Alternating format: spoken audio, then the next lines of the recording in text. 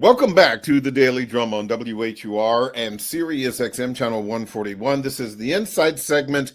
I'm Harold Fisher. Tonight, you've seen the shows on TV for years. Real estate investors buying homes in need of repair, fixing them up, and then selling them for profit. It's called house flipping, but it isn't just for entertainment on TV. With high rental demand, low inventory, and new opportunities in emerging neighborhoods, now could be the time to jump into the real estate game and build generational wealth. We are talking with a house flipper who says the business has been life-changing for him, and he also says this moment could be just right for you to get started. My guest tonight is Al Blocker, real estate expert and host of the Rip and Flip podcast. Al, thank you so much for joining us and spending a little time with us to talk about this issue. Harold, it is truly all my pleasure. Thanks for having me. Sure thing. Let me first ask you how you got into house flipping and what was your first project, because you didn't start as a house flipper. You were in corporate America. That is true. That is true. So how I started, Harold, I was gainfully employed. I worked for some of the larger big box corporations, all in IT. The one where I had the most longevity was Microsoft. And while, I traveled the globe, I was doing exceptionally well. I had always had this feeling inside that I wanted a little bit more. And let me expound on that, a little bit more outside of the realm of corporate America. I really wanted my own production. And fast forwarding, I left Microsoft, bounced around to a few other smaller companies. And the last one I wound up at, lo and behold, I wound up getting laid off. Now, Meanwhile, I caveat that with this. Meanwhile, with all the jobs that I worked, and again, I had a very long run at Microsoft. For every job that I had, I always had a side hustle.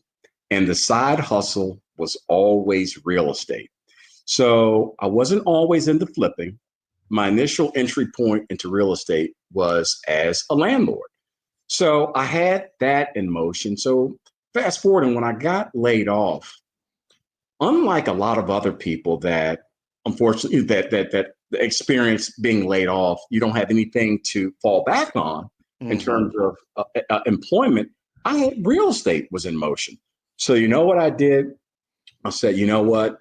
I had entertained the thought of stepping away from my full-time job in corporate America. But like so many other people, there are a lot of considerations and factors that you weigh or that you take into account.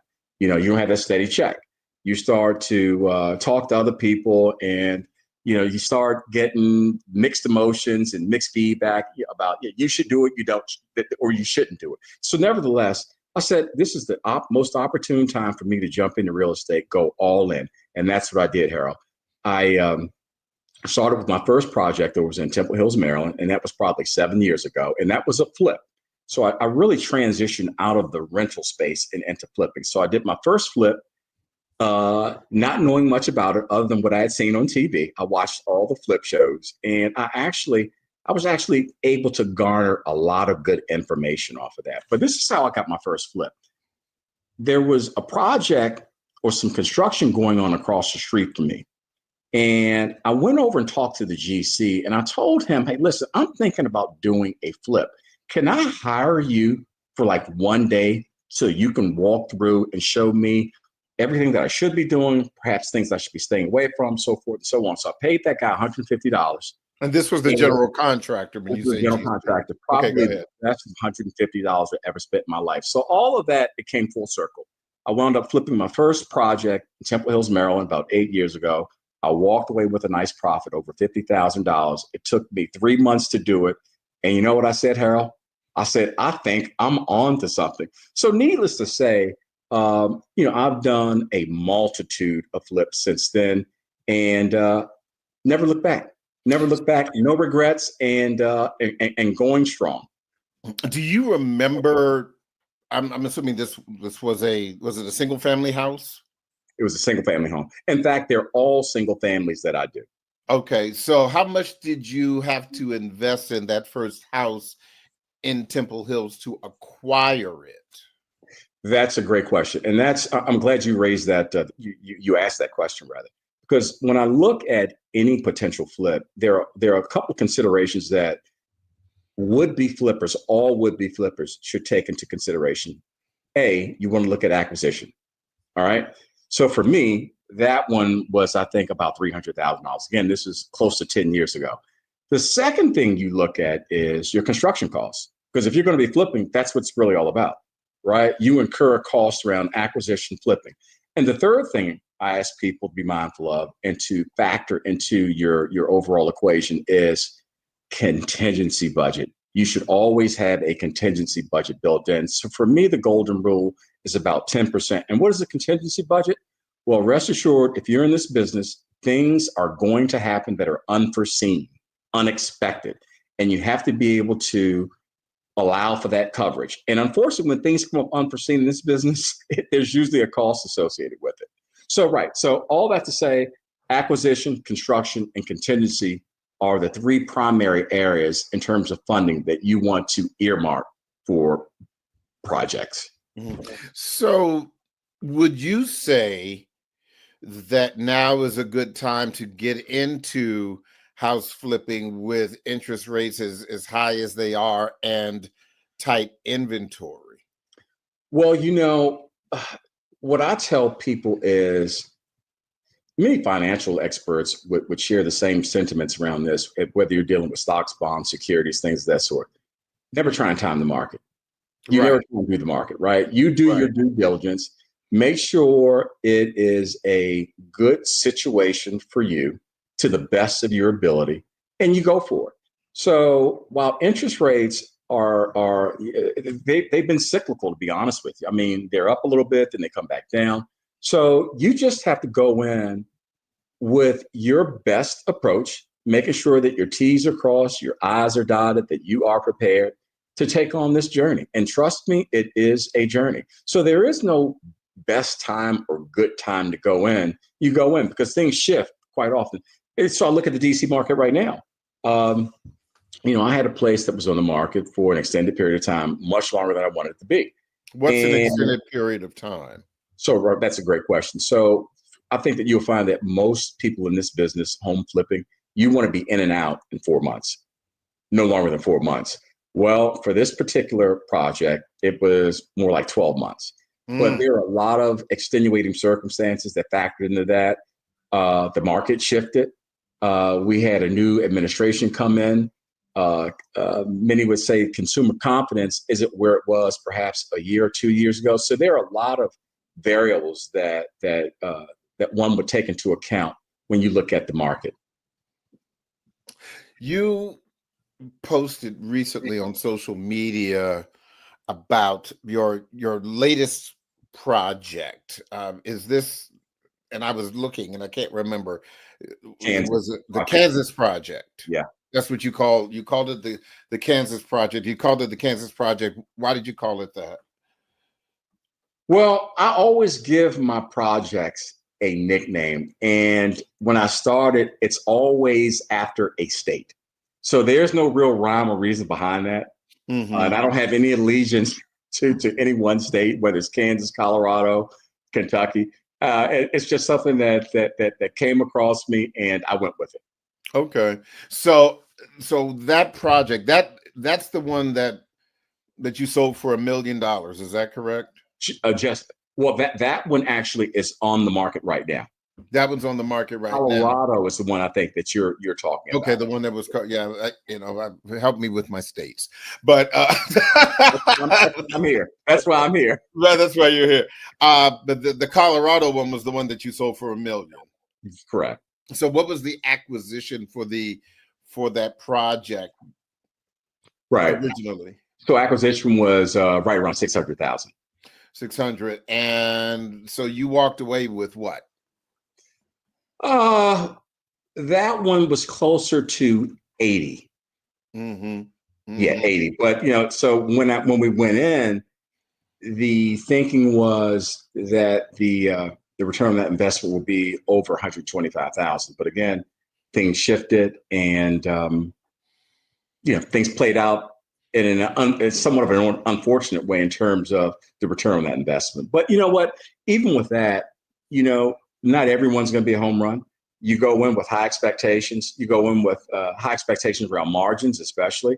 And sometimes, you get these extenuating circumstances that creep up, and you do what you have to do. And what you don't want to be doing is sitting on a property for 2 years or anything like that. So you dump it and you move on to the next one. As long as what I've always said is this: as long as you aren't losing money, you're ahead of the game.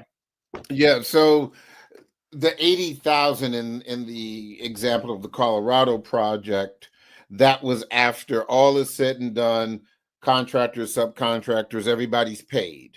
Your take home was 80. Yeah, that's nothing to sneeze at. It really isn't. So you think about that. If you can do that a couple of times a year, even if it's not at 80, if you can average, 60, 50, you do that 5, 6, 9 times a year, that really does add up.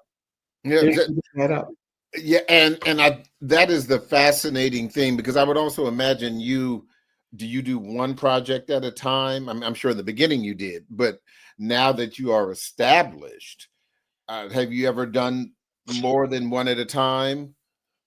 Yeah. So right now, we've got 3 running simultaneously. Yeah. Wow. So yeah. So and I think that everyone would aspire to get to that point where you go beyond one and you're able to multitask and run multiple projects. When you're doing that, you are truly scaling. But at the same time, if you're doing that, you have to, there's so much involvement, because you have to be at every site. You got to make sure that everything is being done to meet the scope of work that's been set forth. And things can and will go wrong. So it is a pretty daunting task to oversee multiple projects. And I do want to get into the conversation about kind of the ups and the downs, the potholes, the speed bumps, and the like, because I think it's really important for people to understand. Yeah, on the face of it, this is a great business to get into. You've been doing this for a little more than 7 years now, and you've been successful. But even from a layman's point of view, this ain't easy. Yeah, it is. So you're absolutely right. It isn't easy, but for me at this juncture, I wouldn't trade it for anything.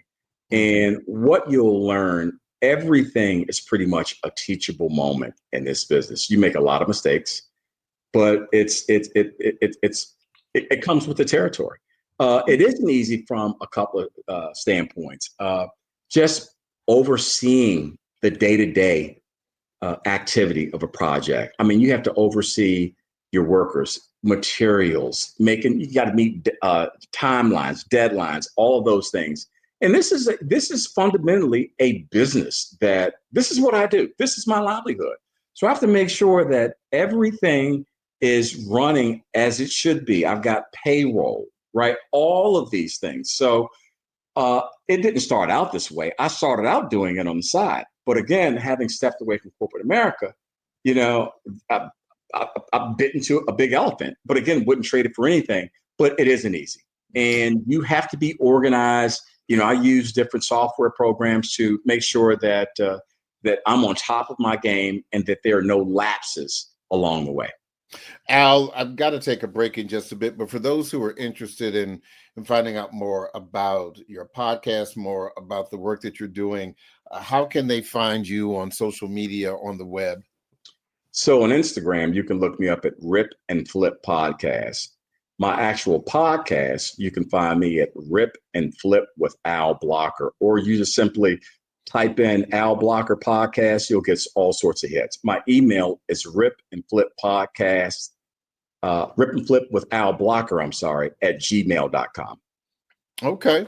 Okay, well, we're going to be posting all of that, including this conversation. So, Al, stay with us. Got a lot of questions still to come. We are going to take a break. We want to remind everyone, don't forget, you can hear this in every edition of the Daily Drum Inside segment via podcast on WHUR.com.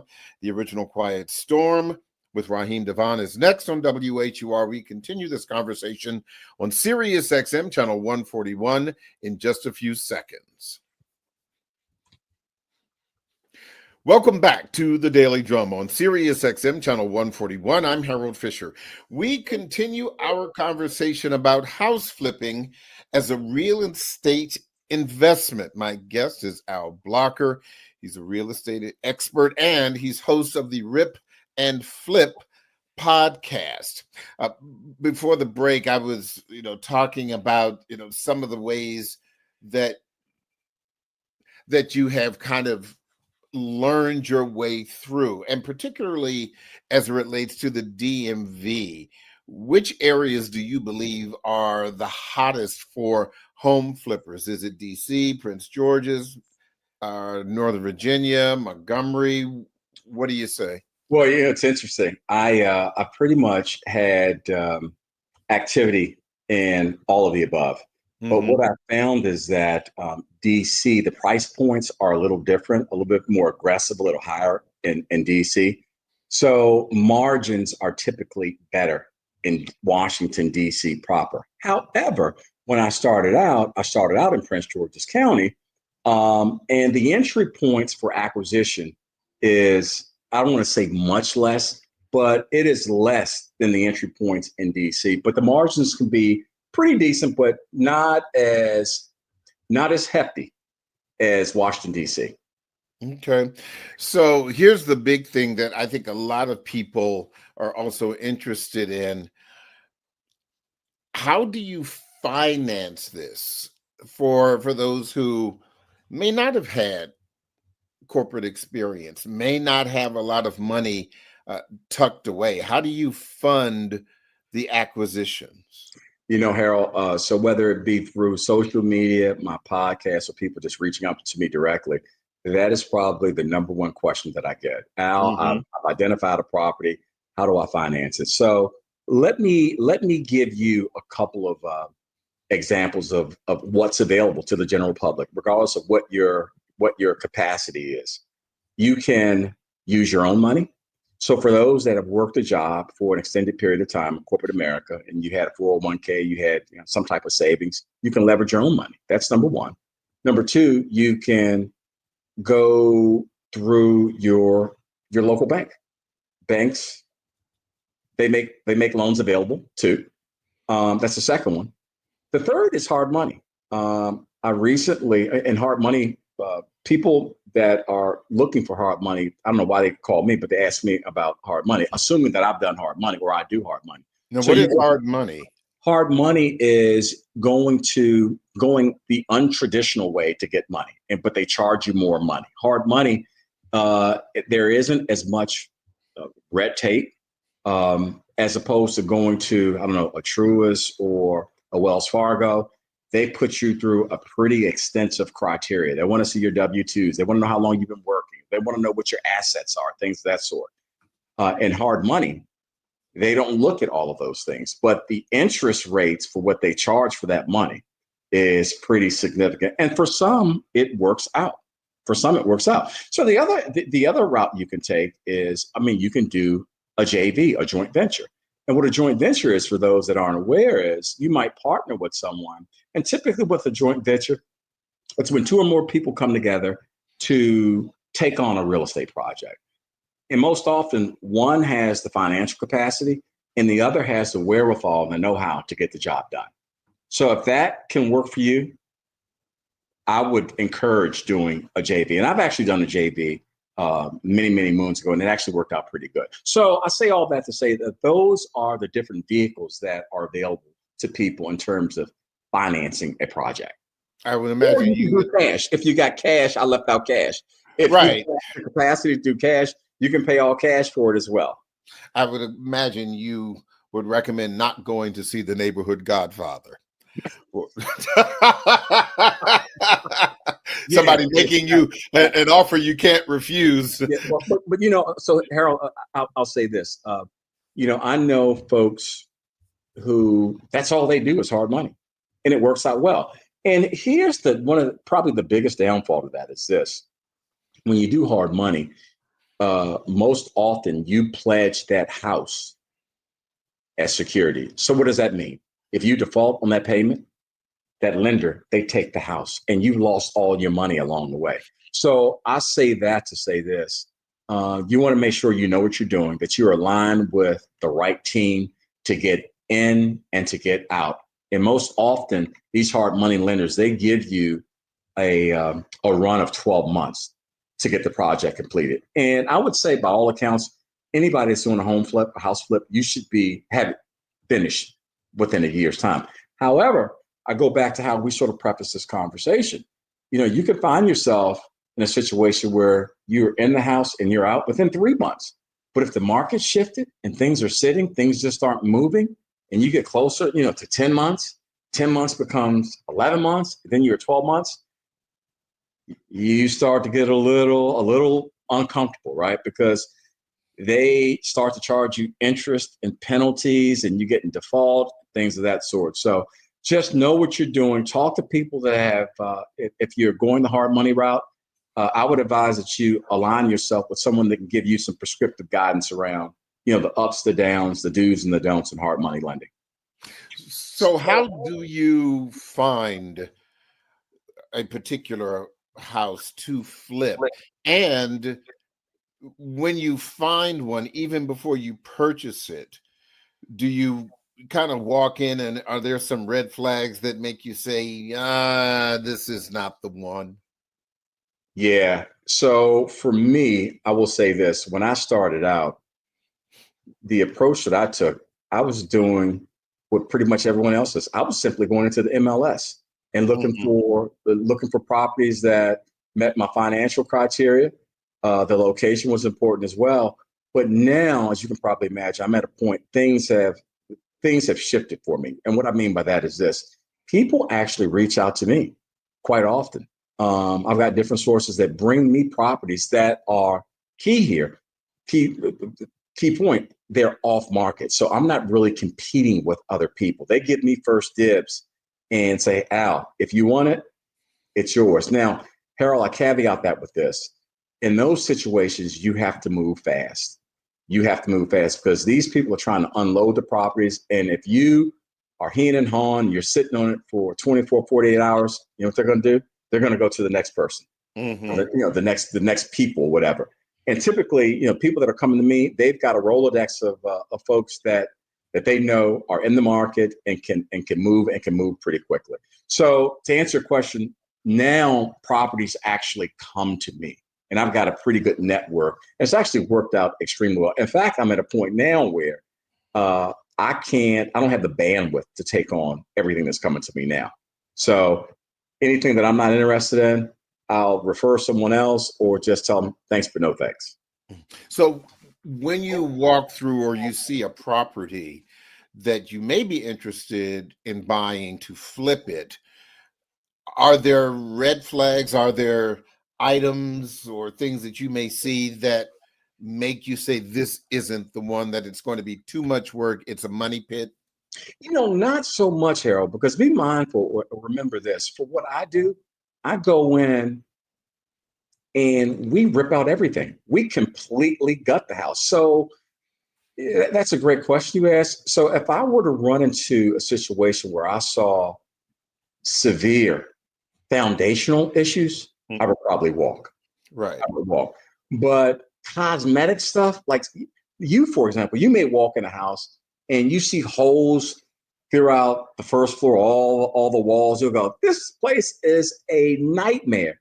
To me, that's beauty to my eyes because it's nothing more than cosmetic drywall, So as long as there's nothing too severe, again, foundational, structural, things of that sort, we can typically work with it. And I will say this, in all of my flips, I've not had to walk away from any of them. We've been able to tend to whatever the cosmetic or minor issues have been outside of cosmetic. So nothing has been so heinous that I've had to walk away. You said earlier that you've made mistakes. What kind of mistakes have you made? Well, the first one that comes to mind is I've had a number of contractors that I've had to rifle through. One of the things I've learned is in this business, you always want to hold money. And what do I mean by that? You never pay until a job is completely done. So one of the mistakes I've made was I remember vividly, I had a project over in Temple Hills, Maryland. A guy that had worked for me for quite some time. He'd done a lot of work. So he'd actually been to my house. I gave him a substantial amount of money to excavate the basement to the tune of about $5,000. And what do you think happened? He never came back to do the work. So you learn from that. Yeah, you learn from that. And now I'm a little tighter with relinquishing money as opposed to the way I was way back then. And, with everyone, with every one project that being, I think that fundamentally you want to learn from every project that you complete. It can be very, very small things. It can be the finishes, right? It can be the floor selections. It can be the paint. So this is definitely, everyone is a teachable moment. It's something that you to get better with each project. So you're talking about, as with any other situation, if you're having work done in your home, a lot of contractors will come and they'll say, well, we need a third. So that's what you're talking about, or half now and half when you finish, or something. So my rule now is, it's funny you mentioned a third. My rule now is a third, a third, a third. So you always want to hold money, particularly those that are doing projects out of your home, some type of renovation or updates to your kitchens, your bathroom, things of that sort.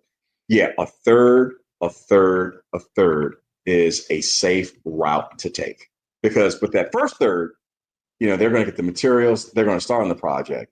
That midpoint, you're able to gauge whether, this is actually working out. And then you sit on the last third until they're completed the project. So that works out well. How do you find good contractors?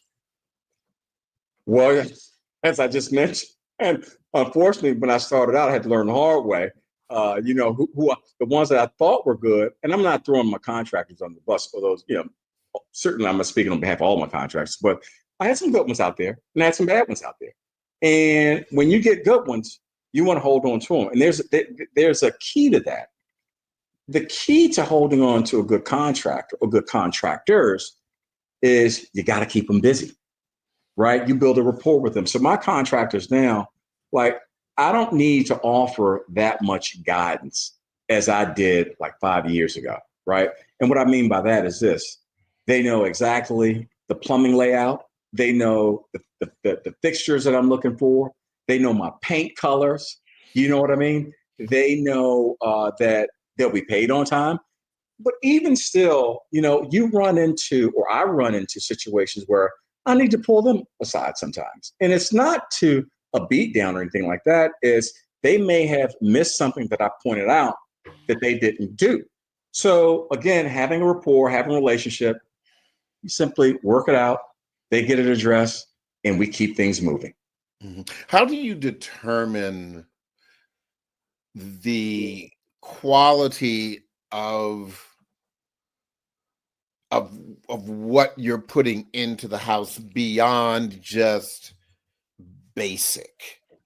In other words, if you're going to put in a hardwood floor, how do you determine whether or not you're going to, I don't know, put in just, what is available, as opposed to, I'm going to make sure that this is red oak, or I'm going to, instead of just putting in red oak, I'm going to put a Greek key border or something like that. How do you make a decision about that?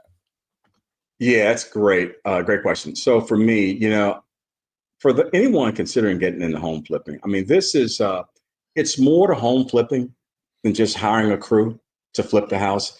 And what I mean by that, if I can expound just for a second. So for me, I've become a real student of flipping. So I watch a lot of the flip shows.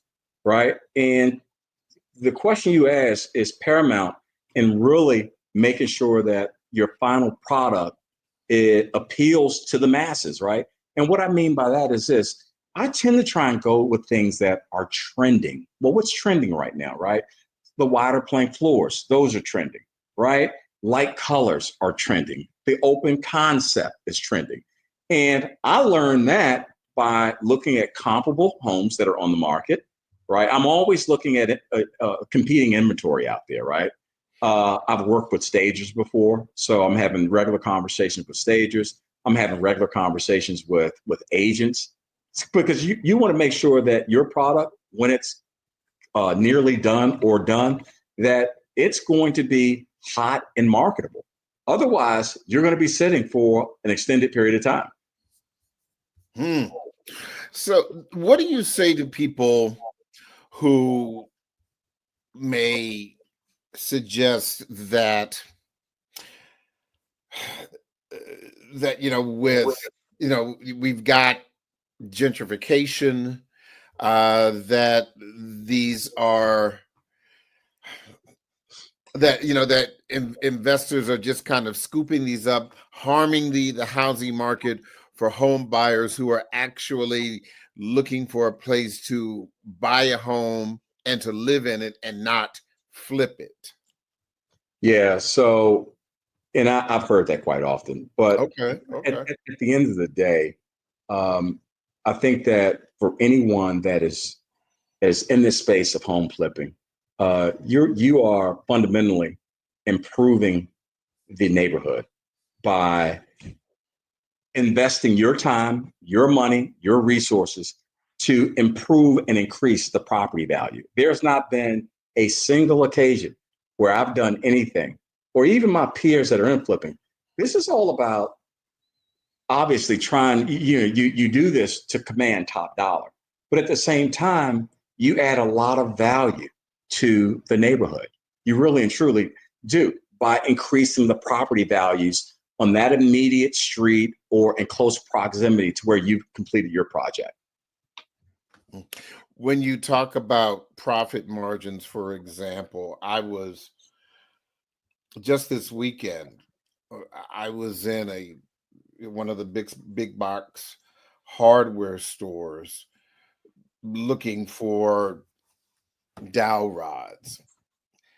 But even as I was doing that and I was looking at the cost of lumber and just how expensive it is, and remembering that I did a project in my home last November, and the cost of the lumber, the same lumber that I purchased for the contractor to use in November, is more expensive now than it was 9 months ago. So how do you deal with the rising cost of supplies? Do you have a workaround? Well, pull my hair out, which you can see I've succeeded. Harold, when it comes to materials, I mean, that's one of those things where you can't control that, right? I mean, I'm in the business to start projects and complete them. And like I do this every day. I've seen an increase, a sharp increase. Actually, I've seen the increase started shortly after COVID, right? And it is what it is. We try and make adjustments along the way. We try and get our products, materials rather, at price points that don't break the bank. But sometimes it is what it is. You just got to pay what you got to pay, and we really can't control that. So there's really no workaround for that. I mean, you can probably go, I don't know, 9 hours away where it might be a little cheaper down south, but time is money. That's what it comes down to. Mm-hmm. When you look at some of the things that you have done, and you see people coming in, to the market, coming into this business, what is the thing that you would warn people about the most, or would suggest that they really need to watch out for? Right. So I'm so glad you asked that question. The first thing I tell people, and I talk about this quite often on my podcast, the first thing that I would tell people is align yourself with a mentor, someone who has done it, someone who has been there, someone that can sort of point out and illustrate the highs and the lows of being in this business. Because what you don't want to do, there are so many pitfalls that one could fall prey to in flipping a home that unfortunately will cost you a lot of money, right? A lot of money. And I've seen it happen. So what I recommend is align yourself with someone who's got the wherewithal, the skill set to give you prescriptive guidance, because this can be a very complex and daunting journey. It sounds like it. For example, the components of a house are varied, and in the very beginning of this conversation, you spoke about talking to a general contractor. So, do you have one general contractor that you go to that can deal with all aspects: plumbing, electricity, flooring, HVAC, or do you have specific contractors for each of those kinds of jobs? And that's a great question. I've got both, or I've had both. And up until about 3 years ago, what I would do, it's called tradesman, right? So a tradesman is someone that has a specialty in HVAC or mechanical. A tradesman is someone that is an electrician, a master electrician, or a plumber. So when I started out, I would simply work with tradespeople, but then I would call in when it came to the finishes rather, framing, painting, things of that sort. I would call in someone that had the wherewithal and the expertise to do that. But now I'm at a point where my crew, they pretty much do all the heavy lifting. What do I mean by heavy lifting? They can do my painting, they can do my roof, they can do my plumbing, they can do minor electrical. But I typically go with, when it comes to my HVAC, because oftentimes, not even oftentimes, every project that I take on, I'm talking, I need new duct work all throughout the house. And my guys that are well versed at doing so many things, they can't do that. So, and I think I've hit the home run with the crew that I got right now. Because, again, they can do the painting, they can do the roofing, they do my windows, they do plumbing, and they do light electrical. But I typically sub it out to my HVAC guy for the mechanical stuff. Mm-hmm. So again, with that said, because I've seen the Colorado house, and it's beautiful. There's definitely, no question about that. Um, are you doing the design, though, the pretty stuff, or do you hire somebody for that too? It's funny. People, I get that question quite a bit. Again, Harold, I've been doing this for a while, and I am a student of this industry, and that's home flipping. So to answer your question, I do probably 99% of the layout myself. But when you see the actual furnishing, when it's time to put the place on the market, I do partner with a stager that does that. But in terms of the floor, the paint, the actual layout of the house, that's yours truly. I do all of that. Well, let me ask a more specific question. So, when you put in new windows, what determines whether you use white framing or black framing? When Great question. when you put in granite, what determines whether you're going to use black granite, white granite, or sand colored granite? Right. So that really depends on the market that you're trying to appeal to. It really does. I mean, you might be able to go to, if you're flipping a home that's, I don't know, $300,000, $400,000. Clearly, you don't want to go with high end granite. But if you're trying to attract $1 million, that Mm-hmm. is going to dictate the finishes that you put in the house, the floors, the windows, the granite, all of the finishes, the vanities, things of that sort. So that's driven by the market that you're trying to sell to. Mm-hmm. Does zoning affect the work that you're doing, or Or is that not a consideration because the house is already there?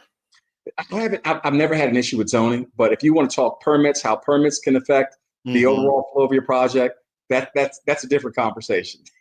What do you mean? Give me an example. Yeah, so for any would-be flippers out there, you want to adhere to the city's protocol when it comes to permits, right? And permits, people complain about it, but permits are in place for one reason, just for compliance. You want to make sure that if you're taking down a load-bearing wall, that it's being reinforced the right way. Because the last thing you want is for the wall to collapse from someone and you be sued, right? So permitting is very important. Now, I've had some issues with permits, but nothing that I've not been able to overcome. And we talk about Project Colorado. I ran into a situation there. They came out, did the inspection, and I failed a few inspections. Well, failing inspection is not as bad as it sounds. They tell you exactly what you need to do so you can go back and remedy that. But I say this time after time after time. Time is money. That set me back. The permitting process set me back almost 5 months. Yeah, almost 5 months. So you carry costs when you are set back like that. You got utilities. Your workers are there. So the permitting, that's a separate show that we can go into. But you got to be mindful and make sure that you adhere to the protocol and the requirements for all permits. And permits are, you got to get a building permit, plumbing permit. If you're doing all new plumbing work, if you're doing recessed lights, new outlets, you got to get electrical permit. So the permits are going to be essential in the overall process. Just make sure you adhere to and play by the rules of the game. One final question. I would assume that you're using bonded and insured contractors. I would highly recommend that. Right. But do you have to have additional insurance while you're working on a property, or is it just like homeowners insurance if you bought a house? No, so that falls, the onus is on your contractors to have the insurance be licensed, bonded, things of that sort. I don't, but I do. Sometimes I do take out insurance. I'll take out hazard insurance on the house just to make sure that I am covered. Okay. But you want to make sure that your workers are licensed, bonded, insured as well. Well, I think that's a good place to end this conversation. Al Blocker, host of the Rip and Flip podcast. Thank you so very, very much. I really appreciate you talking to us. Who knows, you may have more competition after this conversation. Well, I hope not. But if anyone wants to reach out to me to offer any prescriptive guidance, I'm more than willing to do that. And Harold, if I can just close with this real quick, because I'm running out of time. Real quick. So I want people to know that I'm in the business of not just flipping homes. I'm out here to help flip mindsets around ownership, around opportunity, and increasing your net worth. So if you want to hit me up, you got any questions, more than happy to talk to you. Al Blocker, thank you so much. I appreciate it. Thanks for having me. I really appreciate it. That is the Daily Drum for this Tuesday, July 15th. I'm Harold Fisher.